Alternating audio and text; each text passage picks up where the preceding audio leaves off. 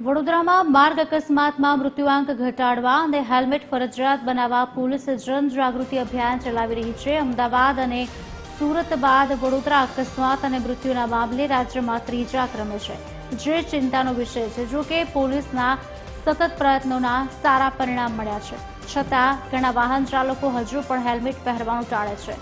આવા લોકોને જાગૃત કરવા પોલીસ કમિશનર નરસિમ્હા કુમારે સ્વયં હેલ્મેટ વિતરણ કરીને લોકોને ભાવુક અપીલ કરી। તેમણે સ્પષ્ટ કર્યું કે હેલ્મેટનો કાયદો નાબૂદ નથી થયો। પોલીસની આ ગાંધીગીરીથી લોકો ફરજિયાત હેલ્મેટ પહેરવાનો સંકલ્પ લઈ રહ્યા છે।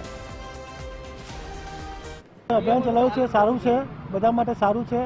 આ હોવું જ જોઈએ અને ફરજિયાત હોવું જોઈએ કે બધા હેલ્મેટ પહેરે તો એકબીજાની સુરક્ષા થાય અને બધાને સારું રહે। શહેરીજનોને એ જ કહેવા માગું છું કે બધાને હેલ્મેટ પહેરવી જ જોઈએ।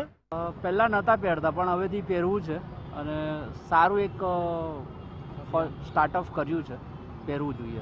બસ હેલ્મેટ પહેરો અને પોતાની સેફટી કરો પ્લસ ફેમિલીની સેફટી કરો। જો એક વખત કોઈ પણ માણસ, જેમ કે અત્યારે આજે આપણા પોલીસ કમિશનરે સ્ટાર્ટ કર્યું છે, તો 1 by 1 બધા પણ પહેરો અને પોતાની સેફટી કરો પ્લસ ફેમિલીની પણ સેફટી કરો। સ્ટર્લિંગ હોસ્પિટલ લિમિટેડના આકાડ મેડિકલ ટીમ ટ્રોમા ડેના ભાગરૂપે આજે ઉપસ્થિત રહ્યા। એમના કોર્પોરેટ સોશિયલ રિસ્પોન્સિબિલિટીના ભાગરૂપે એક જનજાગૃતિ અભિયાનમાં પોતાના પણ ફાળો આપવા અંગે આગળ આવીને વડોદરા શહેર પોલીસની સાથ આપી છે।